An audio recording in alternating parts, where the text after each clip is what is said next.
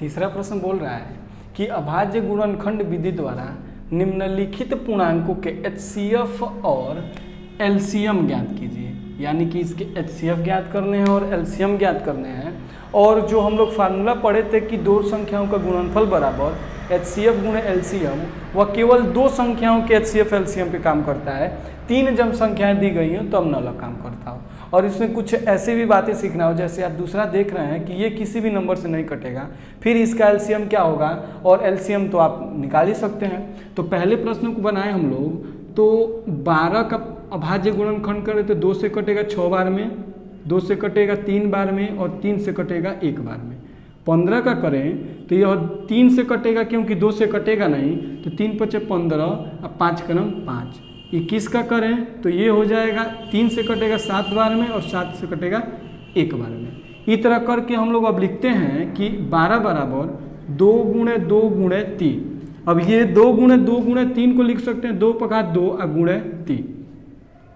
15 को लिखें तो 3 × 5 और 21 को लिखें तो 3 × 7। यदि HCF निकालें तो HCF आप जानते हैं तीनों में हो उसको लेते हैं, अच्छा जो दोनों में हो तो तीनों में क्या दिख रहा है कि 2 तो तीनों में नहीं है, 3 तीनों में दिख रहा है 3। और सबसे कम घात लेते हैं, सबसे कम घात यानी कि 3 पे यहाँ 1 है यहाँ 1 है तो यही लेंगे, और कोई नंबर नहीं है जो तीनों में हो। और LCM में क्या करते हैं कि जो तीनों में उसको लेते हैं पहले, तीनों में क्या दिख रहा है 3 है इनटू, और जो अब तीनों में नहीं है तो 1 2 तीनों में नहीं है, और क्या नहीं है 5 नहीं है, और क्या नहीं है 7 नहीं है।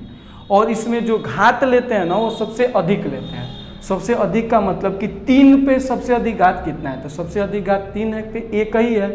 2 पे सबसे अधिक घात आपको 2 दिख रहा है क्योंकि यहाँ 2 तो है नहीं, यहाँ पे 2 है सबसे अधिक घात है। और 5 पे आपको सबसे अधिक घात 1 दिख रहा है, 7 पे भी 1 दिख रहा है। यदि इसको मल्टीप्लाई कराएं तो आप देख सकते हैं कि 3 × 2 दूनी 4 × 5 × 7। यदि इसको मल्टीप्लाई कराएं तो आप देख रहे हैं इन दोनों गुणा करा देंगे तो 20 हो जाएगा, इन दोनों गुणा करा दे तो 21 हो जाएगा।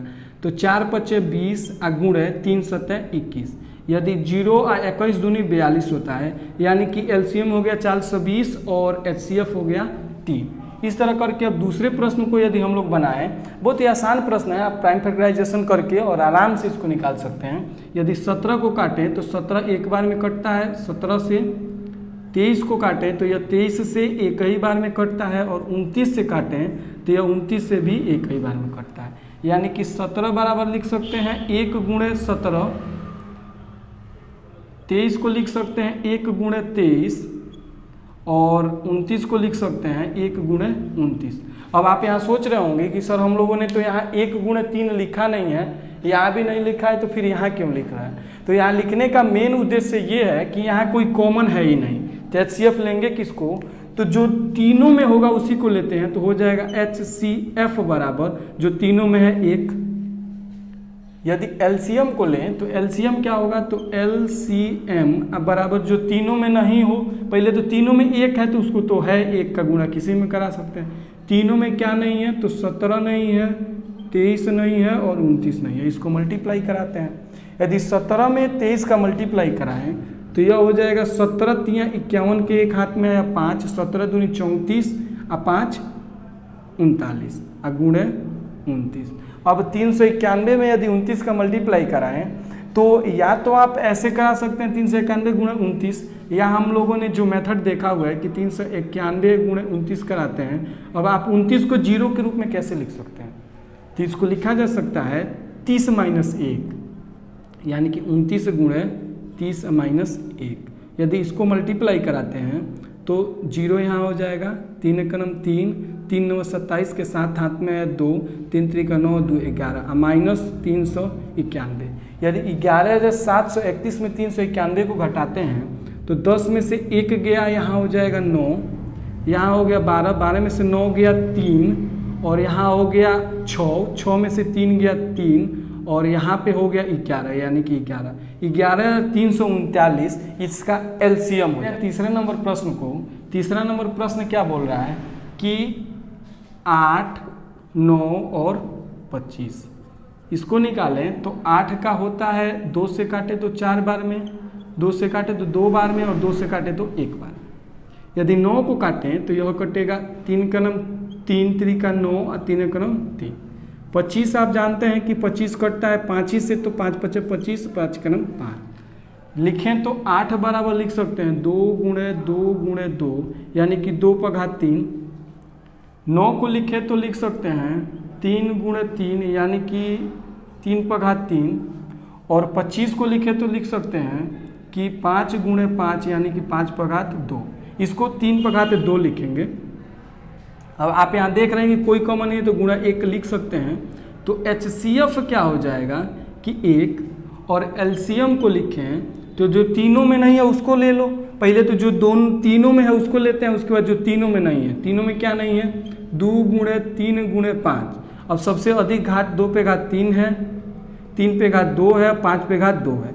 इसको लिखें तो 2 पर घात 3 का मतलब 2 दूनी 4 दूनी 8 गुणे 3 पर घात 2 का मतलब 3 त्रिका 9 गुणे 5 पर घात 2 का मतलब 25, यानी कि 25 में 8 का गुणा कराएं तो 25 × 8 200 होता है गुणे 9 यानी कि 2 0 और 9 दूनी 18।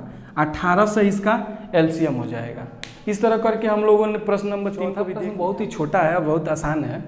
बोल रहा है कि HCF 306 657 बराबर 9 दिया है, यानी कि 306 और 657 का HCF आपको 9 दिया हुआ है। LCM इसका ज्ञात करना है। तो इसको हम लोग कोई भी हल में कोई भी HCF LCM प्राइम फैक्टराइजेशन कुछ नहीं करेंगे। जो फार्मूला हम लोगों ने पढ़ा है कि दो संख्याओं का गुणनफल बराबर HCF गुणे LCM, इसी से हम लोग बनाएंगे। अब LCM ज्ञात करना है तो LCM को पहले लेके चले आते हैं, तो हो जाएगा LCM बराबर, अब दो संख्याओं का गुणनफल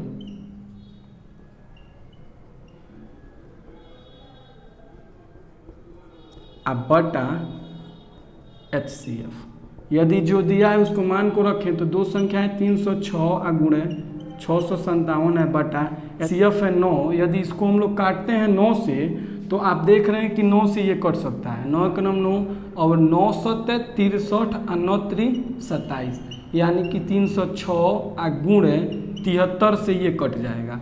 अब आपको मैं बता चुका हूँ कि 306 में 73 का मल्टीप्लाई कैसे करा सकते हैं। या तो आप इसको ऊपर नीचे करके गुणा करा सकते हैं, या आपको इसको लिख सकते हैं 306 गुणे 70 प्लस 3।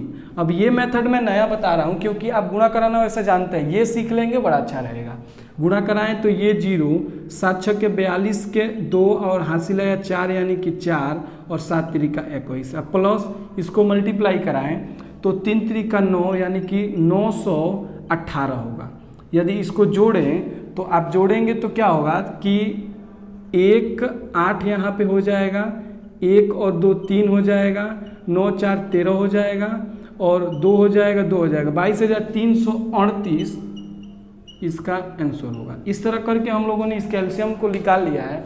अब हम लोग आगे के वीडियोज़ में आगे के प्रश्नों को सॉल्व करेंगे, और वीडियो अच्छा लगा हो तो लाइक करें। और इसके पार्ट अगले में हम लोग इसके आगे के जितने प्रश्न दिए हुए हैं 5 से लेकर 7 तक उसको सॉल्व करेंगे। जय हिंद दोस्तों।